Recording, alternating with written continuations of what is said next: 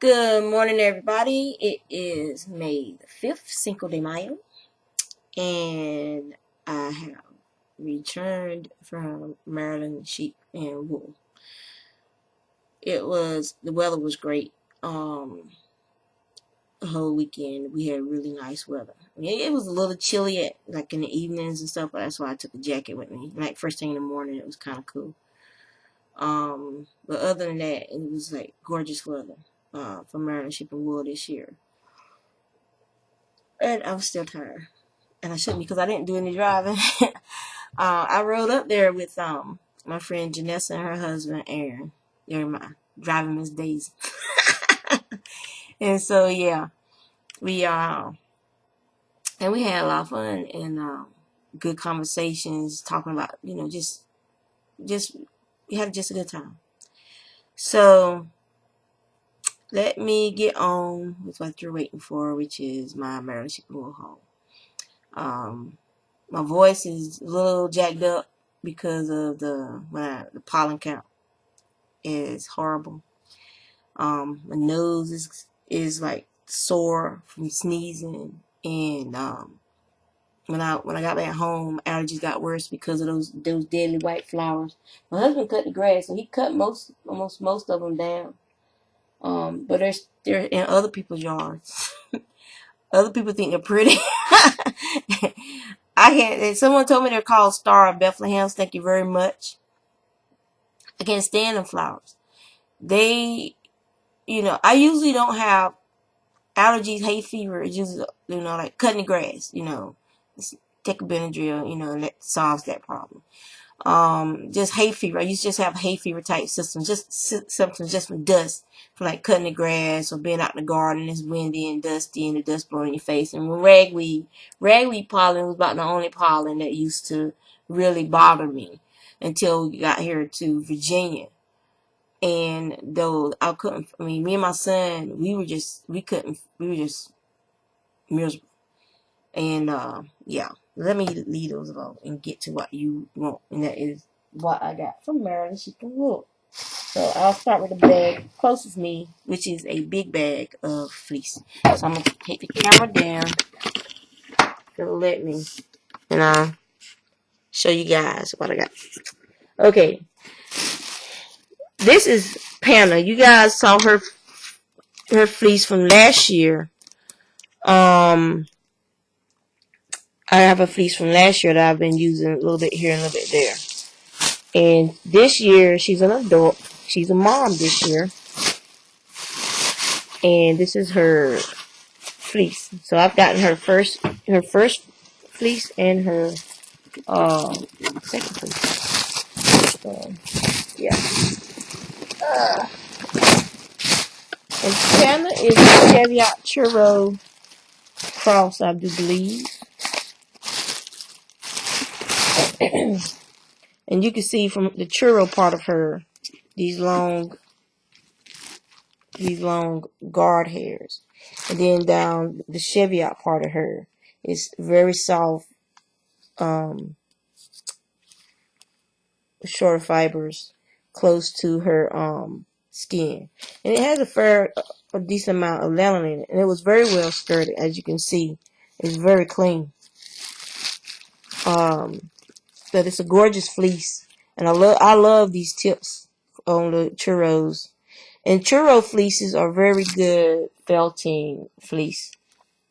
So, yeah, so it was $25 for this whole fleece. $25. That was it. And the ladies, their farm is called Walks Far Acres.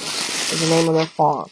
And I have been going to their booth ever since I moved to Virginia and started going to Maryland sheep and wool. To me, they're like extended family. They're wonderful. I love talking to them and sitting with them. So and because this year I told them I was going to bring my wheel and I was going to sit in their booth and I was going to spin to try and draw people into the booth to help them get more products. So, and they said it worked. She said they sold a lot because a lot of people came into the booth and they sold a lot. So I was really happy because I just enjoy sitting with with them and just running my mouth. So this is Velvet's fleece, and I usually buy Velvet's fleece every year. This year Velvet's fleece got processed into woven, and you can see it's a real pretty oatmeal color. A lot of times I will spin yarn with Velvet's fleece, and then I will over dye, and sometimes I'll just over dye. But see, it's like a carded sliver, so it's not. You can see it's not well aligned. The fibers aren't well aligned, and but it spins like butter. And that's why I love getting woven slivers straight off the drum cart. This is why I prefer to spin. So yeah, Velvet's fleece is a freaking dream. It spins and it's very soft. This is not typical of the Southwestern churro. Southwestern churro fleeces are typically not next to skin fiber, but because the nutrition content of the Pennsylvania where these animals are raised and grazed and fed, because of the nutrition content in Pennsylvania, it's a totally different ecosystem than where they graze in the Southwest, in the desert and scrubland. So they get better nutrition, and so they have better, just like you. If you eat better and you have the vitamins and nutrients you need at an excessive quantity, then your nails and your teeth and your hair is going to be stronger, because your body's not going to be filtering those nutrients to your organs that need those nutrients. So yeah, so they gave me this. They gave this to me for sitting and spinning in a booth. And so I was getting ready to leave, and I had been looking at this one. This is Peach's fleece. She's a North Country Cheviot. And I had been looking at Peach's fleece. It's a beautiful fleece. It's going to be very bouncy. It's very soft. It has really nice crimp. Let me turn some of those so you can see, because that's the cut side. There you go. Now you can see Peach's fleece. There we go. Very nice fleece. North Country Cheviot. And I've been looking at it because I was like, if it hasn't sold by the time it's time for me to leave, I'm going to buy it. And Peaches also had a twin sister.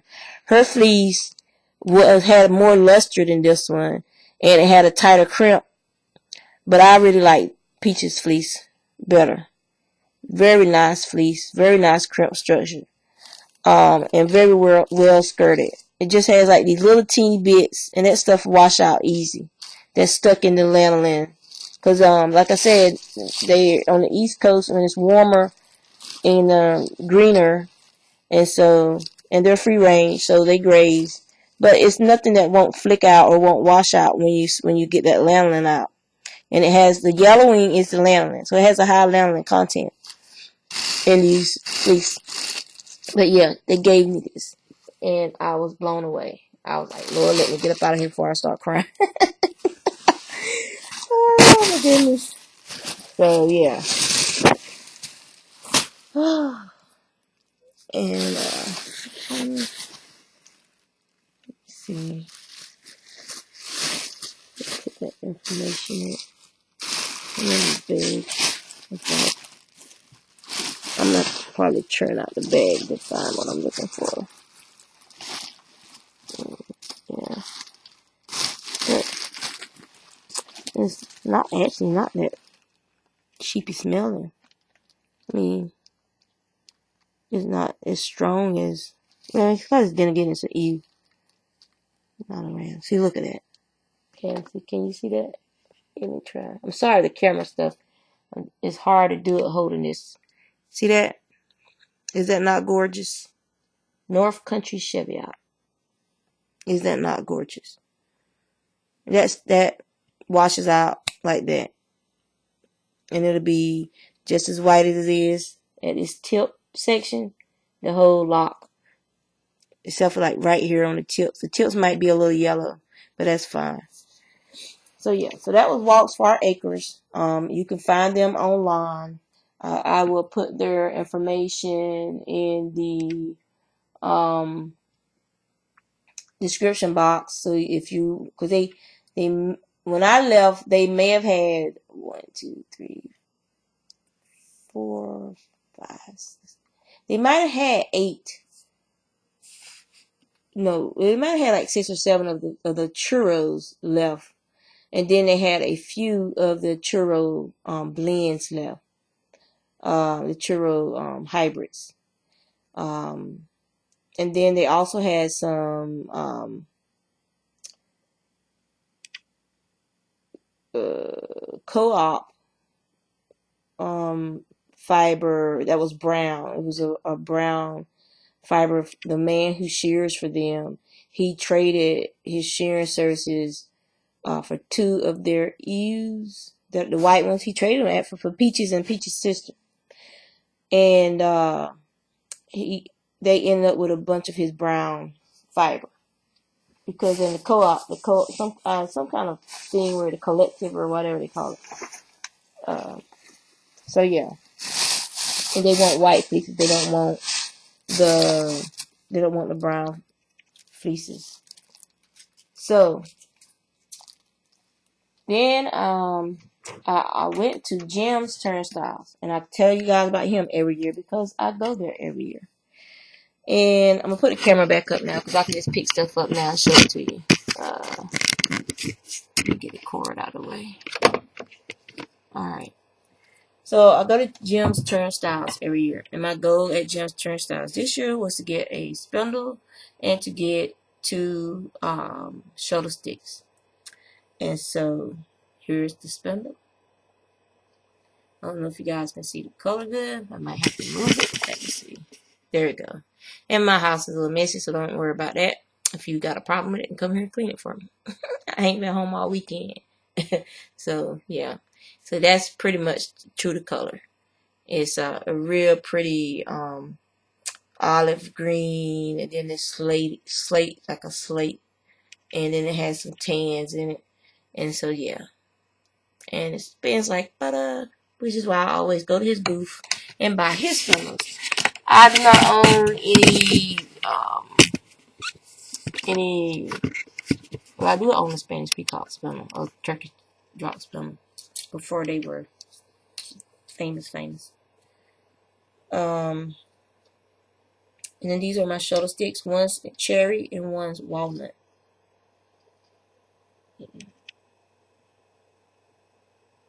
And they were only $8 each. And they're gorgeous. Gorgeous. So yeah. So these are what I will be using to make my little pilly woven scarves, to make use of that loom that I kept. So these are my shoulder sticks. So those were my goals.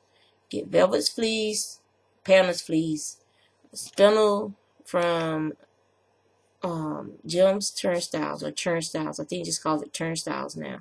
And get 2 shoulder sticks from him. Alright. So I only spent $50, $59 at his booth. So for the spindle and these 2 very nicely made shoulder sticks. Yeah, I think so. That was Jim's Turnstiles. Panel's fleece only cost me $25. Okay. Now, then I'll show you guys the book to get. This is it's a competition every year to do the cover for the Maryland Sheep and Wool book. It's like a monetary, I think it's a monetary award when you win. And I really like this one. The book, the brush strokes are very simple but bold, and it's very indicative. So, and then you get this little book. It's like your little, Festival at a Glance book, and then you have the one that's more informative. So I always donate when I go in the gate the first day, and then I get my books. I don't get the bags. I have a bag from Maryland Sheep and Wool. I think my husband has it in his car, and I gotta reclaim it from him some kind of way. Somehow he ended up with my bag, and I don't know. But yeah. So that's what the festival books look like. So there's a place called the Little Red Barn in there, and every year they have extra fine BFL top that's dyed, and so this year And it's 4 ounces for $6.95. Yeah. So this year I got these two. I don't know if you guys can see. Let me see.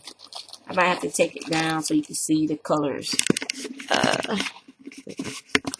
Can you see that? There you go. Those are the colors in the bags. Yeah, right there. There you go. So I got 8 ounces for basically, well, if you pay cash, you get a 10% discount. So I think total I only paid $13 and some change. Yep. So you can't beat that. Very nice fiber. And their extra fine BFL spins like butter.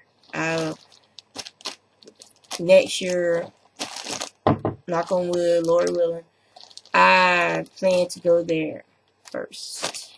I might even skip out on getting some more Cormo or Cordell from someone and go there first.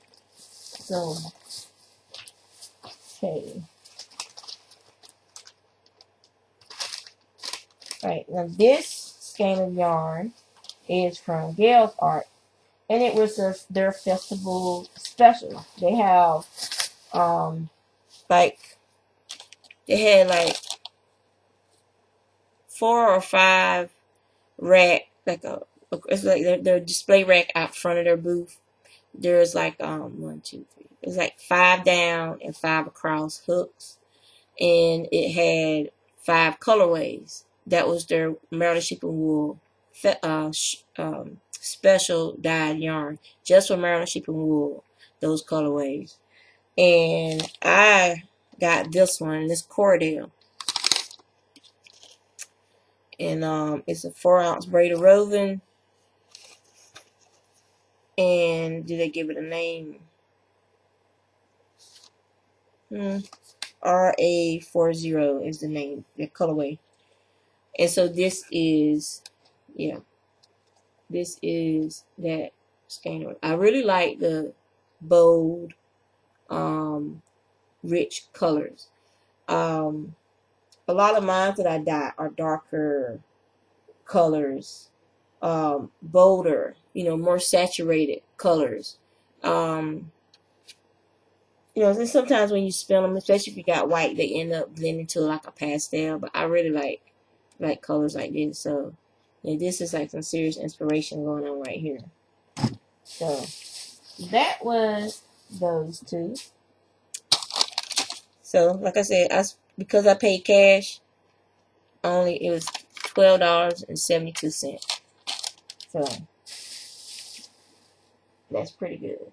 Alright, the next item I got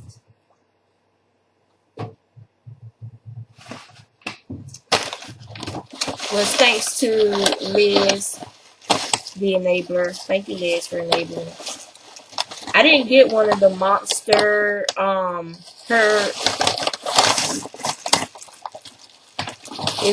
website is claymonster.net. And this is a sheep's decal cup. Okay, this is what one side of the cup looks like. The sheep is knitting from the other sheep, the sweater. And this is what the other side of the mug looks like. He's wearing a barrel, she's wearing a barrel, or he's wearing a barrel. And the sweater switch. I love mugs. I collect mugs. And I lost almost all my mugs in the house fire because my mugs were stored in the cabinets above the stove. And so I lost all of them except I think 1 or 2 survived. All my mugs my husband's been getting from me and sending me from all over the world when he was on the way. All of them, I lost them all. So that was very devastating. Because I love those mugs. I love looking at them. They were works of art. And I love taking them down, looking at them, sketching some of the patterns on the mugs. Stuff like that, because they were works of art. Some of them were the heavy black lacquered ones with the actual some of them have the 14 karat gold inlays along the edge, and so they were gifts of love and works of art, and I lost them all in the fire. So I have to start my mug collection over. So when my kids see interesting mugs, when they're thrifting, they'll bring me a mug. And like when I go places like Maryland Sheep and Wool, I'm gonna try and get a mug for now on.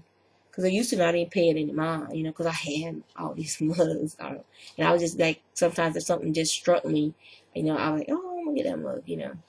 But yeah, my daughter actually can make stuff like this. She doesn't, and I don't understand why. My artist. So yeah. So now that I've shown you the mug, I can use the mug. And this is her business card. Let me show you her business card. That's some of the stuff that she makes. Isn't that cute?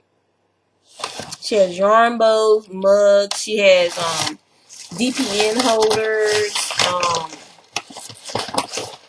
Just, you know, it's beautiful, beautiful work.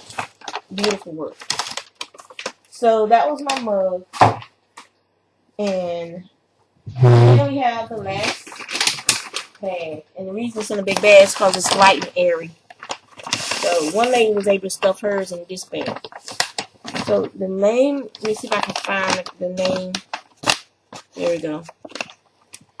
This is from Glenn Fittich Wool. They're in Millerton, Pennsylvania. And this is called Majesty, this colorway.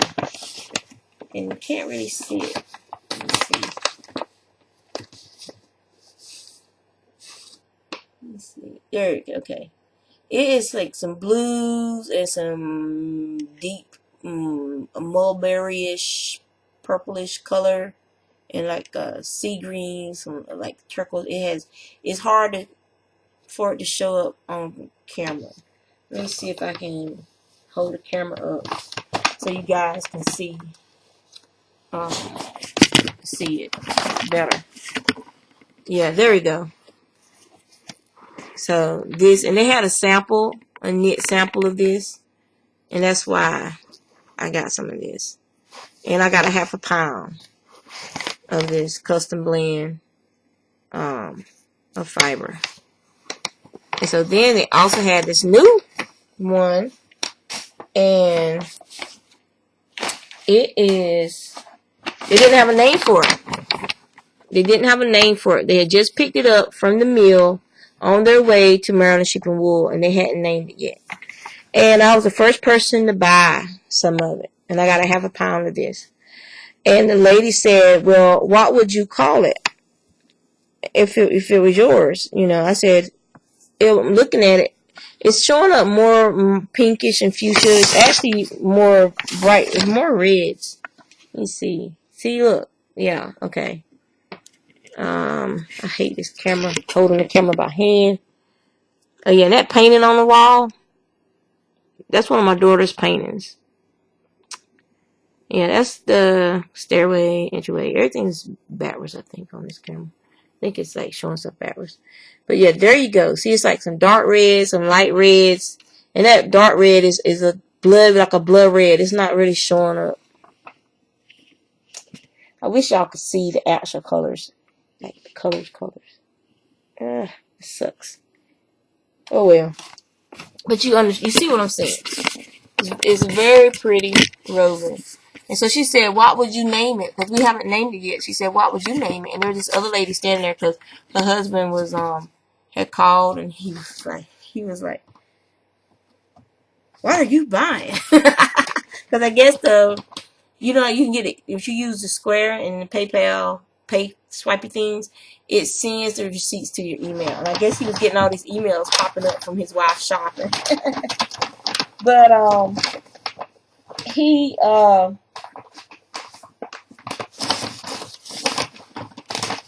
was sitting there talking to him, explaining what she had been buying. And and so the lady was like, so what would you name it if you were going to name it? I said, as soon as I saw it, the memory of my mom slicing up strawberries and adding the brown sugar and adding the lemon juice and the vanilla flavor into it, and then putting it in the refrigerator to get cold, And then, you know, we're just sitting there, we're impatient, we're waiting. We don't care if it's cold or not, because we know how good those strawberries taste on top of anything. And I said I would call it North Carolina strawberries. I said because that's the memory that popped into my head. Well, as soon as I saw that, was that imagery from growing up of waiting for those strawberries so they get cold, so we can have them on some toast or some fresh or some hot buttermilk biscuits or something. We weren't into strawberry shortcake. We were into strawberries on top of some biscuits fresh out the oven. If you ain't had that, you ain't live.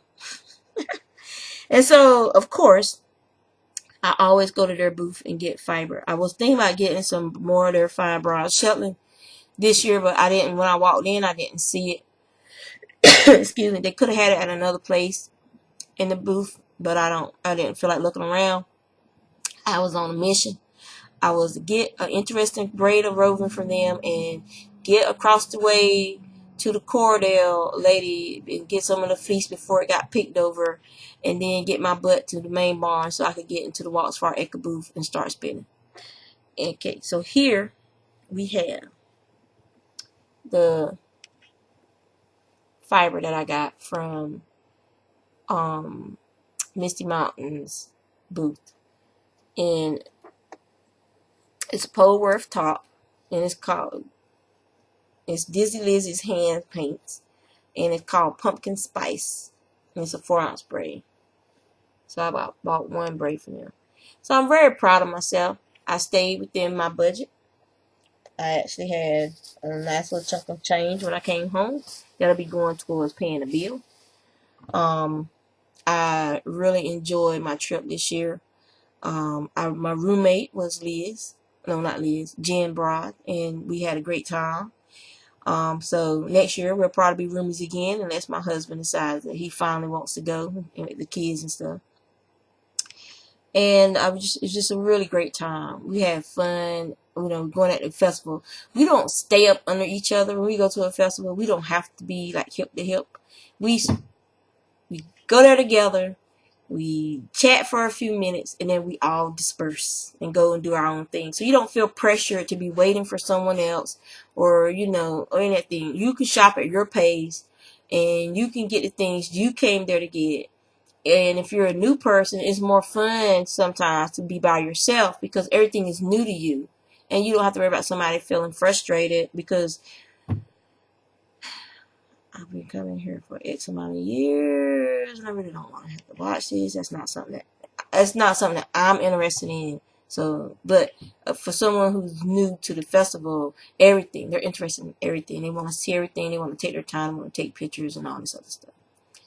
So, we disperse. You go, you do your thing. We might meet up for lunch. You go, you do your thing, and then, hey, okay, we're getting ready to go. When you're carpooling, you're getting ready to go. We're getting ready to go. Let's meet up so we can go. And then you leave. Go back to the hotel, freshen up, and then we go out somewhere to lunch for dinner. And dinner was poor Sean. Amanda and Sean. Sean was the first to order. The first night when we got there Friday night, we went to Payways. Payways is like probably the training grounds for PF Chang now. I think when we first time we went to Payways, I don't think it was under PF Chang's wing. We were like, this food is really good, and it's like a hell of a lot cheaper than PF Chang's. And so when we went this time, they actually had something about PF Chang on the door.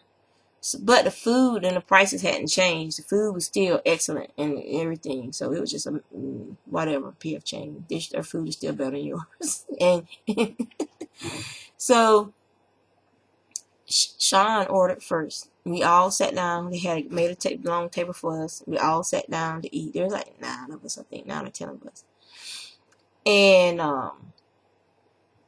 everybody got their food. People who had been in line behind us were seated, got their food. People who were sitting down waiting when we got there, got their food. Everybody's eating and talking, and we looked down and we realized Sean doesn't have his food. This is like 20, 30 minutes into it.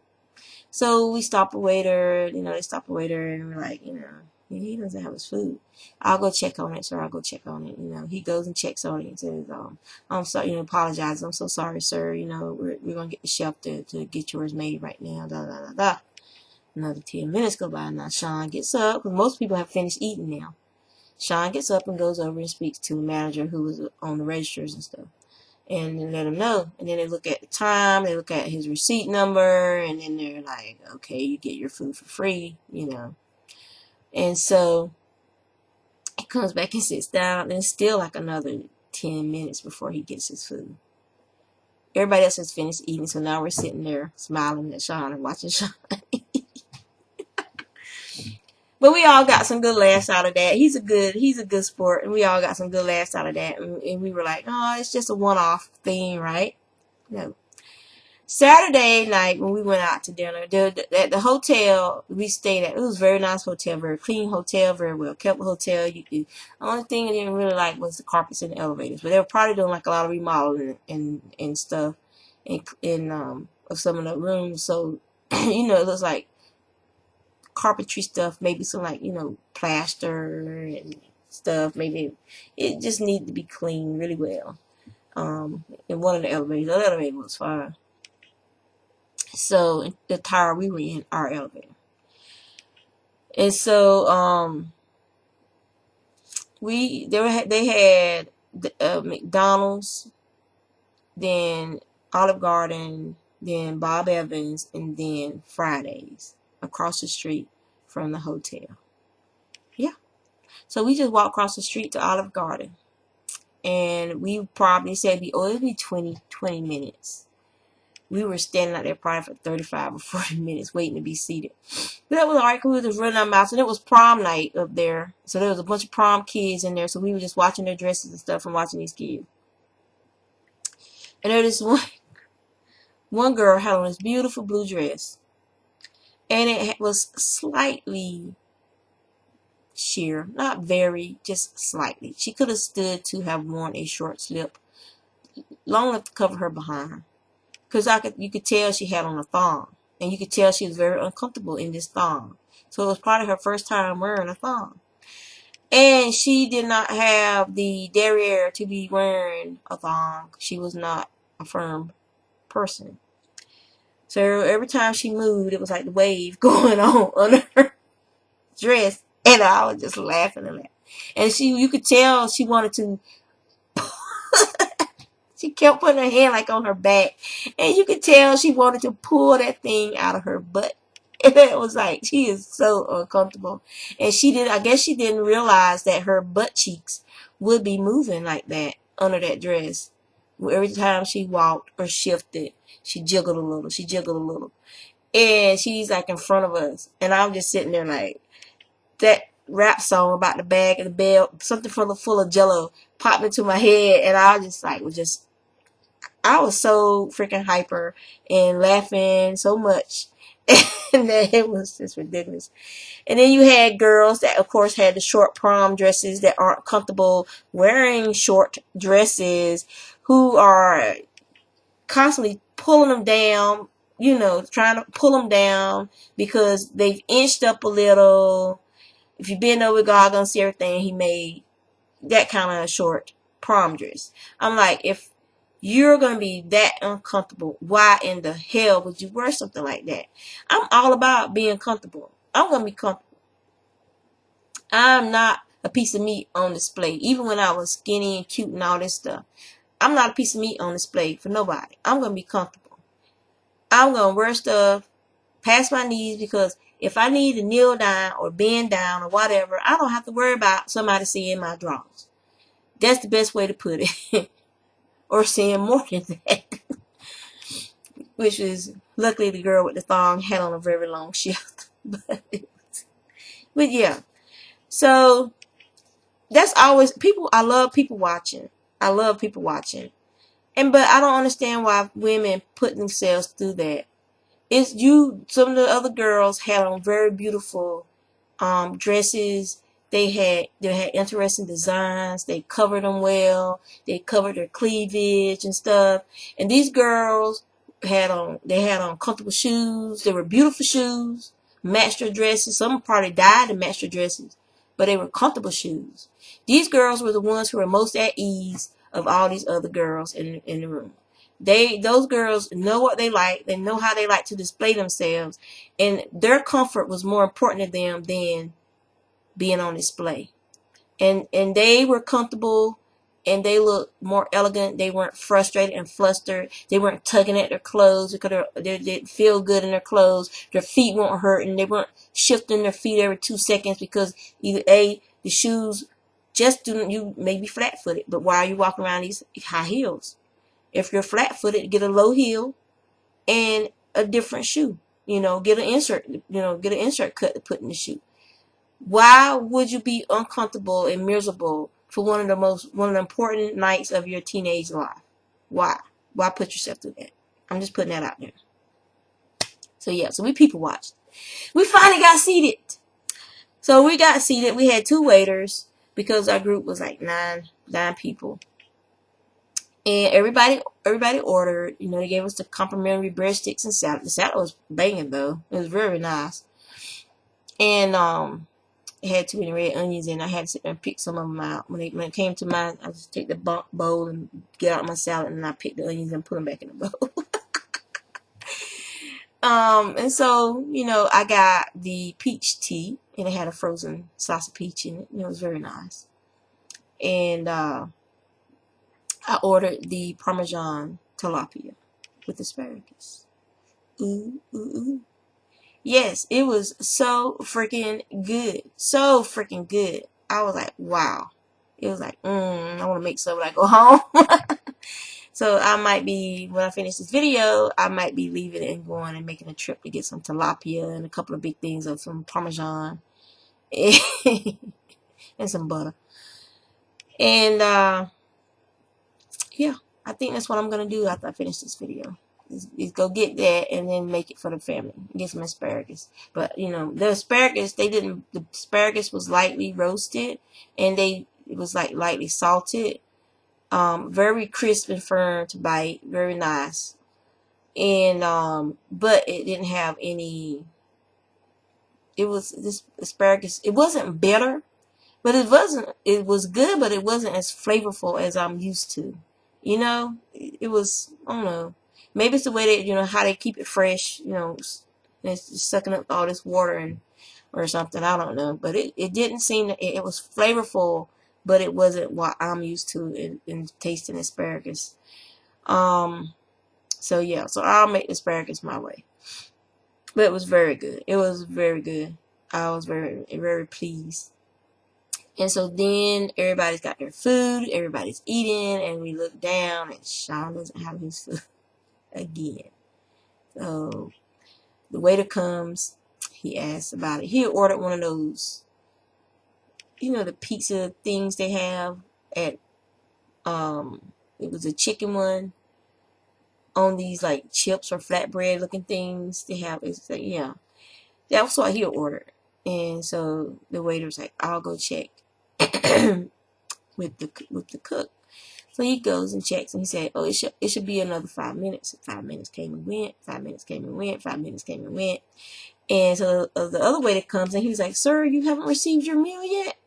And he's like, well, the tall one went to check, and he said it was coming. 5 minutes. He said 30 minutes ago, 5 minutes ago.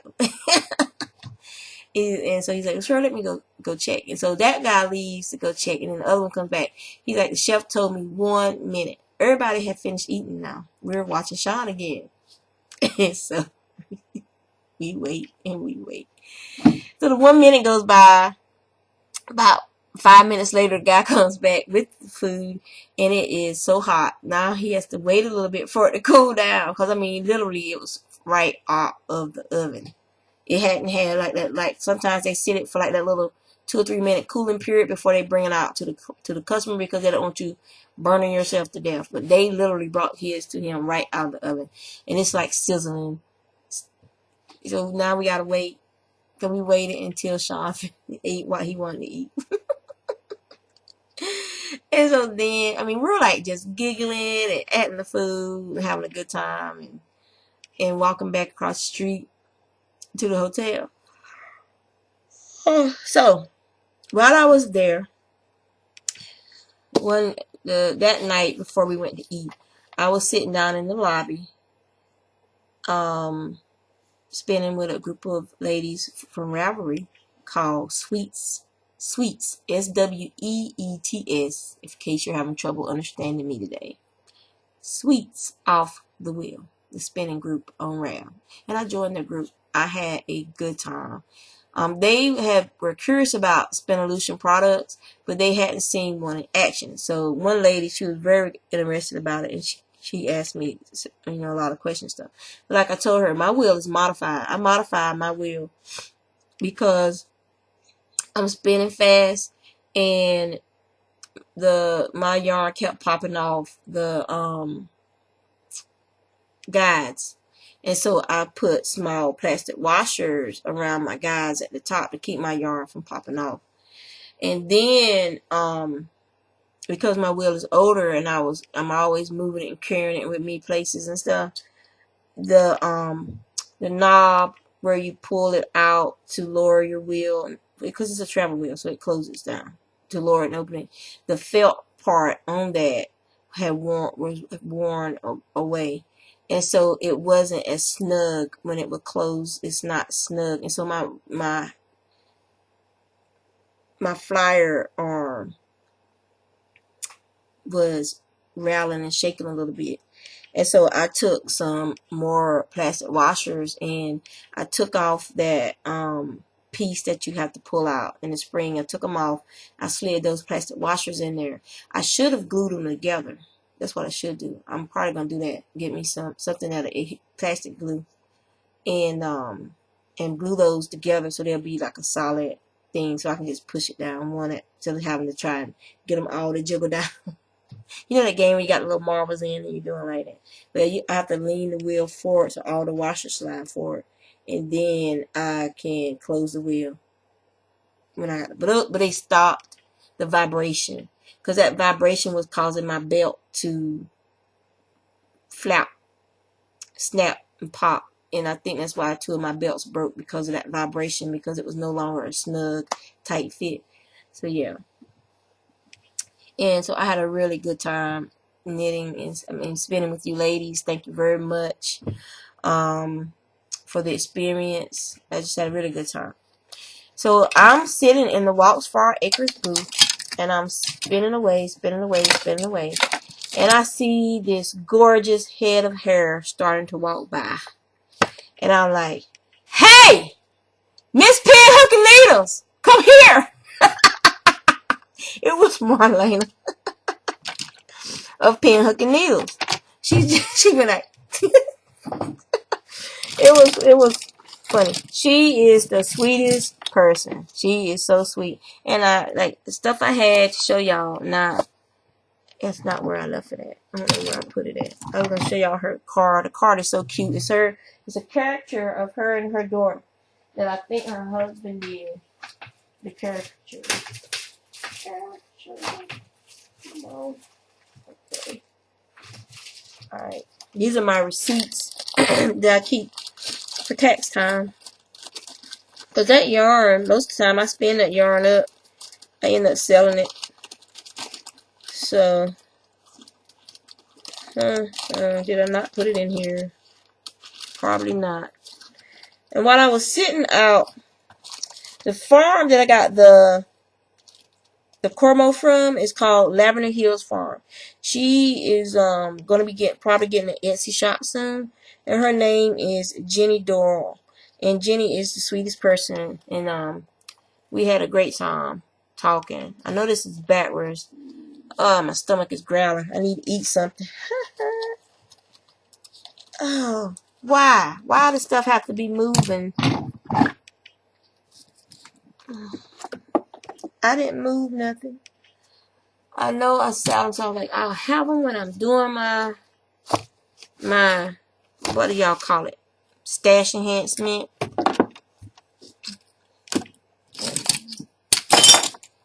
Frustrated. Very, very frustrated. Oh, I didn't show y'all Lavender Hills Farm Cormo. So here it is. The bag of Cormo that I got. It just has like you could probably count the pieces, little bits of veggie batter in here. But this stuff is so damn soft. It ain't ridiculously soft. This is a pound. I got a pound from her last year. And I also got some raw fleece from her last year. But her product is becoming more popular, so she sent all her fleeces to the mill. But she was like, now I wish I had kept 3 or 4 back for hand spinners, because a lot of people that came last year, because last year was the first year they were there, and she said, because everybody that came by last year and bought something, they came back this year, especially you hand spinners looking for the raw fleece, because basically it was very well skirted and you pulled off what you wanted. So it was $20 a pound, which I think is very affordable for a fleece as beautiful as that. So I have a pound of it from last year of a raw fleece, and I just need to soak it, just sit and soak it one day, because I want to lock spin it, and I'll probably spin it too with one of my lighter spindles to spin it for spin lace, do me a nice 2-ply lace with it.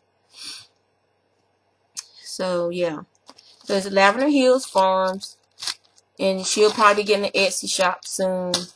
And I saw let me go over to Etsy real quick and I can tell you the name of it. I think I'm in there. Maybe not. God,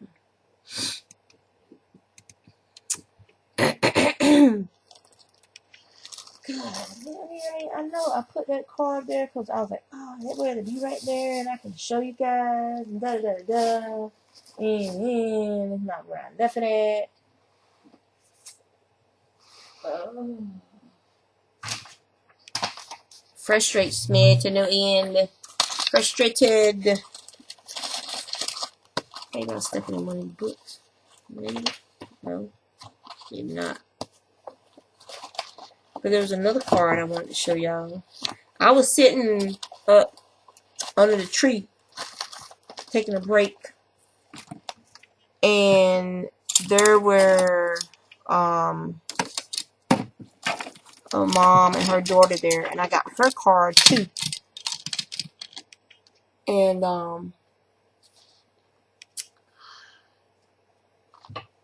guys, I'm sorry. I mean, why? Why? You had everything right there, so everything be right there. It's not there. It's not there.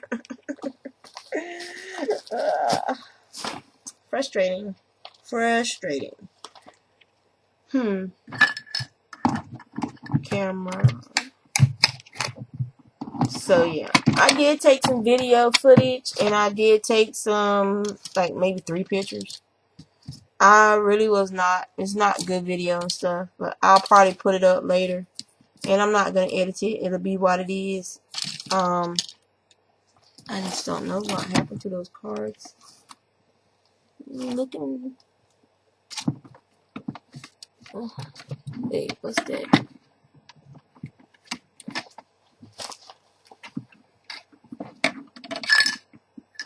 No, that ain't it. This sucks. Big time. Big time. Anyway, I saw Marlena from Pen Hook and Needles.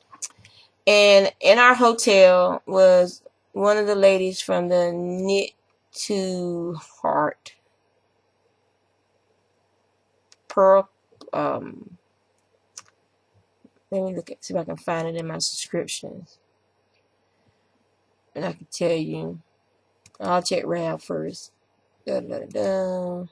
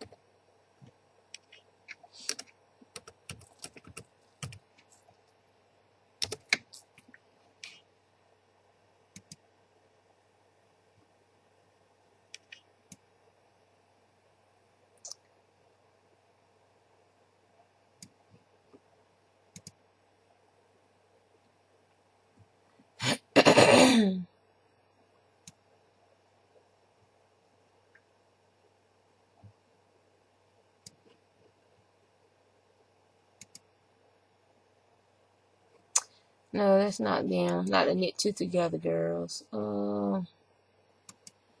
This is frustrating. Oh well.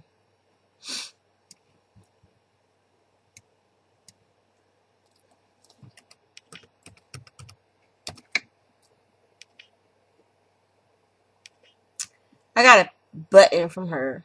But if my husband took those clothes downstairs and washed them, then guess what? The button was still on my shirt. And yeah.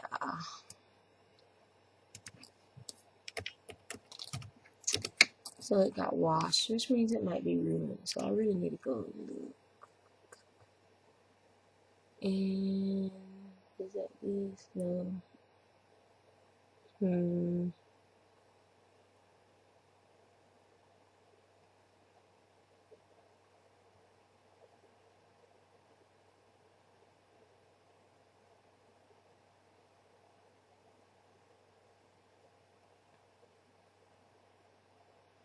Knit One Heart 2 podcast.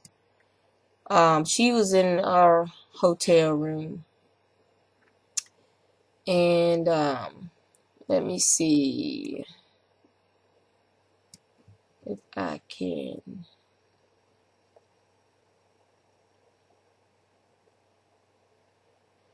And so it was Wendy who went to Maryland Sheep and Wool. And she was at our hotel. And so I got one of their buttons for the Knit One Heart 2 podcast. Everywhere I looked, seemed like everywhere I was at, she was there. Hopefully she didn't think I was a stalker or something. But it was getting frustrating because I was like, I don't want to think I was stalking her. So I pretended I didn't see her everywhere I went. At Maryland Sheep and Wool on the day that I was on a mission. And it's kind of funny that you meet somebody and then it seems like everywhere you look, that person is there. And everywhere you are, that person is there. And I was like, so I just pretended I didn't see her. No, I'm not a stalker. I don't see you. And I just kept right on rolling. So it was nice to meet her. She was very nice the first night I met her. And everything. I couldn't think of her name. I was just, you get excited. Oh, look, it's her. I was hoping to meet her so I could get one of their buttons. Because my son loves buttons. He has a hat that he puts buttons on. And he puts buttons on. So I really got to find that button. So that's the only button I got while I was there this time. So I can give him that button. I'm just frustrated because I do not have those cards. And I really wanted to show y'all those cards. And, so, it is what it is. Could have swore that I'd sell them there. So it would be like, boom, there they are. They're right there. You can easily show these to people. And they're not there. So I asked myself, Juanita, where did you put those cards? And Juanita says, I sell them right there on the desk. So they will be there so you can use them when you're talking to people and show them what the hell you're talking about. But no, it's not where you left it at. Is it? Is it? Is it? So, I'm very frustrated right now. Can you tell? Can you tell how frustrated I am? And when I got this Garnier curl shaping gel, this stuff is, I love it. How come y'all didn't tell me about this stuff before? I like it. I like it a lot. So,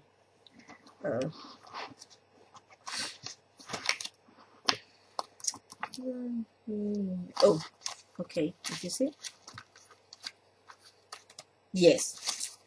It's in this book, this little booklet. And is the other one in there? Yes. Alright. Even though the writing's going to be upside down, and y'all going to be like, I spent all this time listening to her mumbling and rumbling and being mad with herself, and she finally found it. So, Okay, I have the cards. I can show y'all the cards.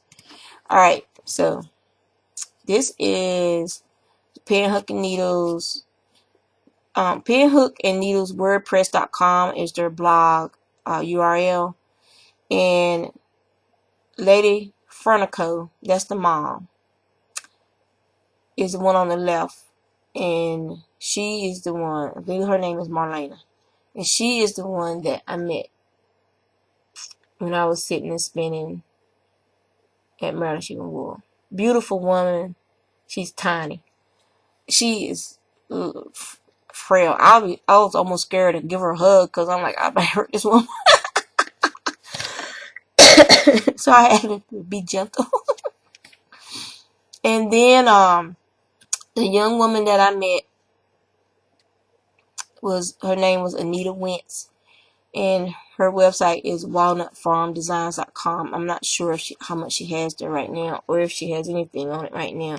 But she was thinking about opening an Etsy shop too. And they just got some llamas and stuff. And I know these cards are backwards, but if you want information, I will probably actually do a blog post, which I usually just do the videos, show the videos and the pictures, and I rarely type, because you don't know what I'm talking about, and then go watch the video.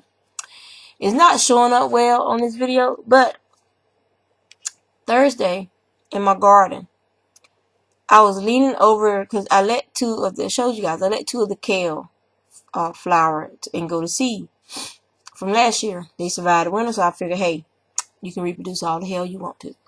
So I let them go to seed, and I was leaning over them because I was planting right there, the red onions are in that spot. So I was planting the red onions, and I was leaning over, kind of between them, and something got on my face, and I didn't know what it was. I thought it was just probably like an ant or something, and I just did like that. I didn't feel anything bite me or sting me, but that morning when I got up, it was this huge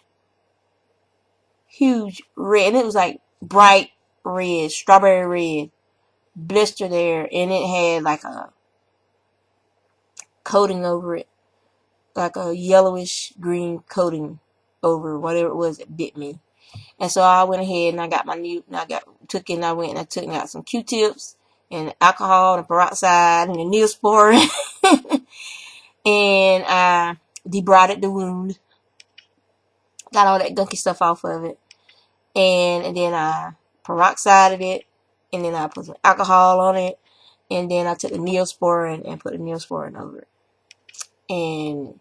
But usually if I get a bump or a cut or something on my face, it heals up like that. This thing is taking its precious time. Even fever blisters only have fever blisters maybe 3 or 4 days.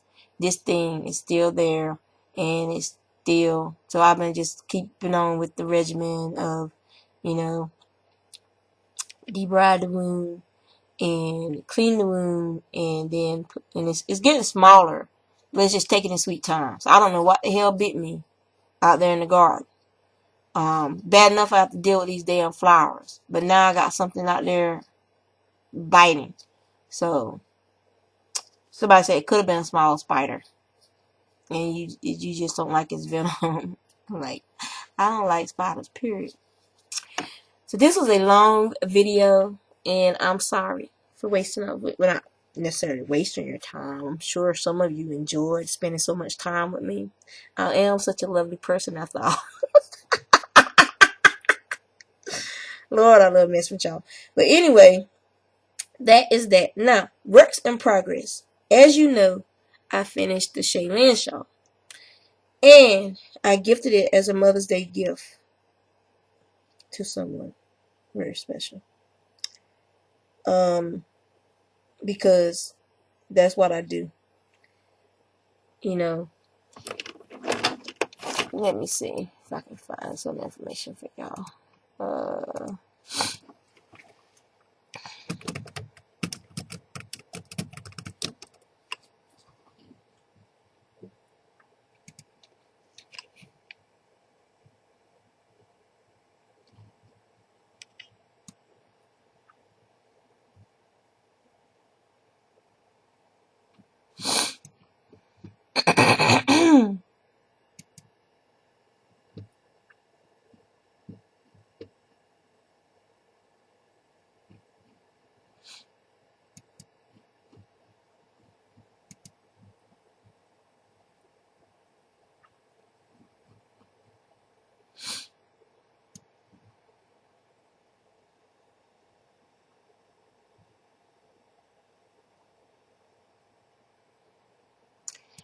I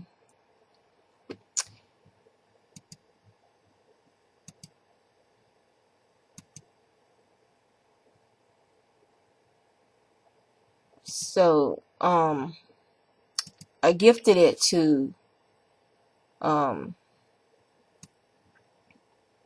mom of the Waltz Far Acres team, and their last name is Sell, S-E-L-L, and Holly is the daughter, and Suzanne is the mom. I've never met the dad. He stays home and watches the farm and takes care of the farm while they're out hustling at the fiber shows and stuff. So I've never met Mr. Ed, but he's spoken fondly of by mother and daughter, so he must be a wonderful man. So I gifted it to the mom as a Mother's Day present, and it fit her shoulders perfectly. I was very happy. So I told Holly, I said, you have to buy her a shawl pin. I gave her the shawl. And Holly was like, I can do that. There's a lady right down there. I'm eyeing her shawl pins and stuff. But she really appreciated it and she liked it. And so it's like, I do that. If I have something that's finished and I see someone and it just speaks to me that's who it belongs to, then I give it to them. And that's who I felt it just spoke to me that I belong here. And I gave it to her for her Mother's Day gift. So, I mean, they give to me all the time. So, there's nothing wrong with giving back. But yeah, they're a wonderful family. They have a great product. If you are a needle felter, I'm telling you, churro wool needle felts like nobody's business. So if you want, and it's strong, and it's words where, I mean, they make rugs, carpets out of it. The Navajo out west make carpets out of it. They have carpets that are, a couple 100 years old. That's how well, if you take care of it, that's how well it lasts and stuff. So go check their website out. See if they have an inventory left and order you some online. So yeah. So I'm gonna let you guys go. This thing's an hour long. It's been a long time since I did an hour long video. Oh yeah. Spinning. A spinning wheel is upstairs, but I did spin while I was there because I had a spinning commission I'm working on. So, but I was spinning on my new drop spindle, testing out that fiber in the bags, the North Carolina strawberries. This is the North Carolina strawberries you're looking at. And then up under it is actually some of the Majesty. So I was test spinning that, and I knit two wrist distaff bags. I just have to make this is some leftover Madeline Tosh. That was a birthday present. This is what's left over. I made a hat with the rest of it and gave it to my daughter Marissa. And so I just got to make the straps for these two bags. These are for my two new students. That's the other thing I want to tell y'all. So Liz, who is one of my favorite customers, she's had me do 2 custom spin jobs for her, dye and spin jobs for her now. I thank her very much. And she also she participated in helping my daughter get to San Antonio, Texas, and I'm still taking donations for that, by the way. Like I said, if you donate, you get a skein of my yarn. So I got to get the ones who donate, I got to get their stuff ready to mail out tomorrow. That's another thing I got to do today. So I need to really put my foot on, because it's 10 o'clock now. I've been talking to y'all for an hour. So they want to learn how to spin. So I taught her and they asked me about spindles, and I told them, personally, to keep from being frustrated and to have a decent spindle to spin on to start with, I would advise you to get a mid-range spindle. I would advise you to get one of Jim's turnstile spindles. His wife is a spinner, and she loves spindle spinning. And these spindles came about because she asked him to make her some, and then her friends who spun wanted some. And that's how his business for spinning spindles and the weaving materials came about, through his wife's love of fiber. So I'm like, if you're going to buy a spindle, get one of Jim's spindles. You'll get a well-balanced spindle. You'll get a work of art, and won't be frustrated because you have some toy wheel spindle that's not well balanced, that's heavily lacquered, that probably has this giant freaking shaft on it, and it's wobbling all over the damn place because the hook in it is a cup hook. And they're for, if this is what you have, fine. But if you have the means to get something better, then start off on something better. That's how I feel about that. A CD spindle is a better spindle than those 12-wheel spindles, in my honest opinion. Make a CD spindle. With a cup hook on it, with the small one. See the little cup hook, the little one. And I even cut a piece of that one off with my bolt cutters.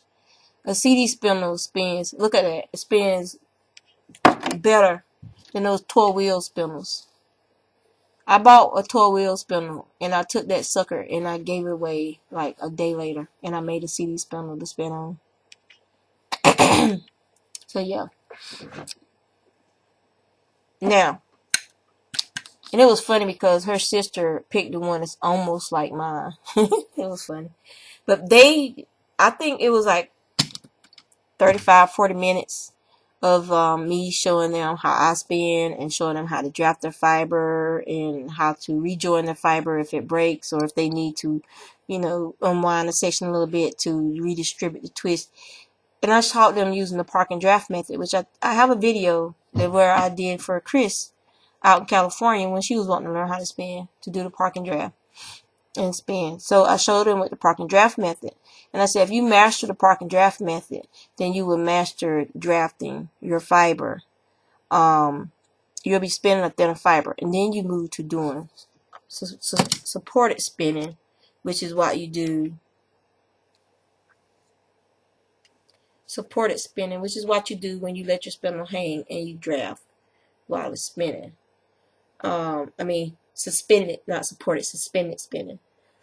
So yeah, I said once you do that, then when you move to supported spinning, you just have to get used to drafting as the spindle spins and hangs. And I said, and it's a lot easier because you already know how to draft well. So you'll be able to keep up with the twist that spinning like this is putting into the fiber. And so yeah, this is a very nice spindle. It's a 1.1 ounce whorl. Just very, very pretty spindle. So, your butt need to be sleeping. Tater is finally starting to shed out.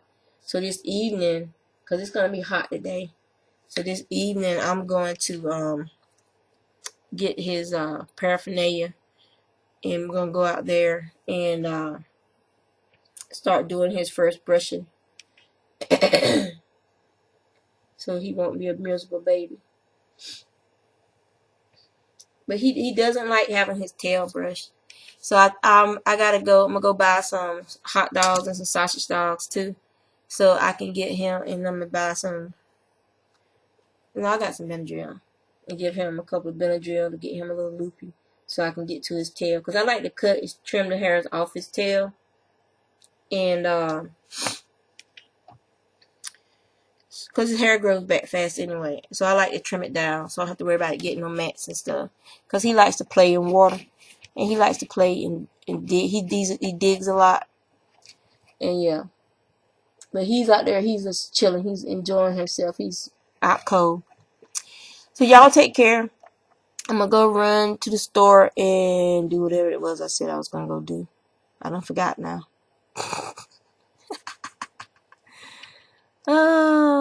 Then I gotta get my packages ready to take to the post office tomorrow. And for the people who donated for Marissa. Oh my goodness, somebody else just donated just now. That is awesome. And yeah. So I really appreciate everyone who's made donations to help my daughter go to the San Antonio FCCLA National Competition and Convention. I'm trying to cheer up because, it means a lot to me because y'all know what I've been through the last couple of years. And then, with the new job, I'm a temp. Only worked 2 days last month. So I'm starting to look at jobs again. I need to work. I mean, I still have 2 kids in school, and Marissa is expensive. I mean, it's good that she's participating in these conventions, that she's winning scholarships for her future education and stuff. But it's also can be expensive, especially when you win and you get invited to the national level to compete. We're very, very proud of her. So that's why, what do they say? Pride goeth before the fall. So I'm going to try to do everything I can to get my daughter to that convention with her peers who won as well. So you don't want your children to have to do it out, especially when they're doing well. So yeah. So thank you everyone who's donated so far. If you want to donate, go to my website, shespins.com, and there's a donation button on the right hand side of the website, and you can donate set up for $20. You can donate $20. If you want to donate more than $20, then contact me and I will send you a invoice for that amount. If you don't want to do it, like run your card through more than one time, just let me know. It didn't. I'm sorry, but I was getting emotional because it just fills my heart. That the YouTube community, people who watch my videos, helping me help my child. And that's amazing to me. I mean, that just is so amazing to me. And my local friends here have just been wonderful with their support. Everything I've been through the last couple of years, they've been there for me. So if you don't belong to a knitting group, you should join one, because it can literally change your life. Or a spinning group, or just, even if you don't do any of the above, but you want to learn, see if there's somebody in your area and join the group and learn, because you will make lifelong friends. So, and people who can support you and help you, especially if you're away from home, if you're not close to your family. And military wives, military kids, teenagers, do it. It will help you emotionally big time, because you will have someone you can go to and rely on for things. So that's enough for me getting emotional. So I'm going to go make my list of things I need to do today, and then my list for tomorrow. And I'm going to go ahead and get started. I got to eat and I got to drink, because y'all know I'm diabetic. And I did very well.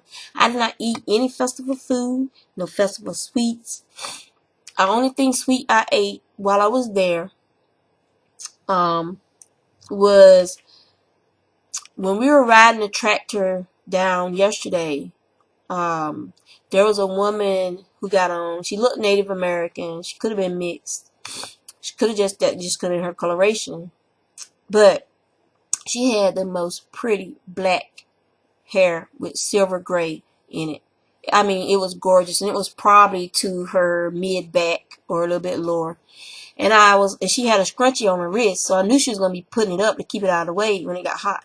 So my fingers just itching, and I was like, "Ma'am, can I braid your hair?" And she looked at me like, "What?" I said, "Can I braid your hair?" She said, "Sure, knock yourself out." So I braided her hair. Gorgeous hair. Oh my God. And so soft and silky, and it didn't tangle very much at all. Just wonderful, just a wonderful hair. And it braided like butter. I just did a French braid real quick. And then I used her scrunchie to roll the French braid up into a bun, and then secured it with the scrunchie. And her hair is just gorgeous hair. I was like, oh, I wish my hair would be salt and pepper gray like that. It's just so pretty. And so I'm doing her hair, and there's like this little old lady, and it's like, they were just such a cute couple, this elderly couple that was up there too. And I was messing with them before she got on, and because I told him, I said, "How you doing today?" And he said, he took his foot and he kicked it out. He said, "I'm still alive and kicking." And his wife, she was like, just like he's a mess, like she can't take him nowhere. That kind of look she gave him. And so I was messing with them before the lady with the pretty hair. That's what we called the lady with the pretty hair. Because I didn't get her name and stuff. Because it was just like a 3 to 5 minute encounter. And so she was like, well, I had brought some handmade candy with me. She makes candy. And she had this, she gave me a chocolate bunny. And they were all individually wrapped. And so she gave me one of her handmade bunnies. And I shared it with Janessa and Aaron. Oh my God. It was dark chocolate, but it wasn't bitter. And it reminded me of Reason chocolate chews, only it wasn't as sugary. That's the best way I can describe it. It was almost the consistency of a fudge, but it was melt in your mouth chocolate. It wasn't chewy like the Reason chocolate chews are. It was melt in your mouth. It was so freaking good. And I was like, oh my God. I'm glad I don't know you in real life. I don't live nowhere near you, because I would be in the hospital in a coma. But yeah, that was like one of the common encounters I had. Because of knitting and spinning and interacting with everybody now, I'm not always in my shell. I'm being closed off and just being quiet and just watching. I interact now. I approach people now. I speak to people now that 5 years ago, before we moved here in 2006. So it's been 8 years, hasn't it? 8 years ago, I would have never done that. I would have just stayed to myself and been alone, unless it was somebody that I already knew, or family, or something like that. I pretty much had isolated myself. So trust me, join a group. Get out of the house a couple of times a month, every week if you can. Go to your local knitting store. Even if the people act like they don't want to include you, keep going, because they're a group and they might have been together for a while. But everybody needs to learn how to be flexible and change, and and they need to remember how it was when they first started knitting and when they were first included and stuff. And just keep going. Start your own group. Then if the people are too snobbish and stuck up and don't want you there, start your own damn group. The hell with them. But I really enjoyed spinning. I mean, and they were just like, no, come on, because I was like, are you guys, they're like, are you guys sitting here spinning, and they're like, oh, you got a wheel. Are you part of the sweets? How did I say it? Sweets. Let me go look, because for some reason I can't remember the last part. I always remember the sweets. Sweets off the wheel. Are you a member of Sweets Off the Wheel? And I was like, no. But, I went and joined the group. As soon as I got back to my hotel room, I pulled my tablet out and I went to Rab and I joined the group. Because they were such a wonderful and warm group of women. And the husband that was there. I think there was probably some more husbands wandering around somewhere. But I had such a good time just sitting with them and talking to them and telling them about my wheel. When I was in the booth at Waltz Far Acres, a lot of people had never seen a Spinolution wheel being used before, and they were curious about Spinolution wheels. So, Spinolution, if you get a influx of orders over the next couple of days, couple of months, from people who say they heard about your product at Maryland Sheep and Wool, that was me. So, yeah, that was me. But yeah. And so that's that. I'm let y'all go. I'm really gonna let y'all go now. So, cause I gotta go get some things done, and I gotta eat so I can take my medicine. Cause I don't want to get the shakes from letting my sugar drop. So y'all take care.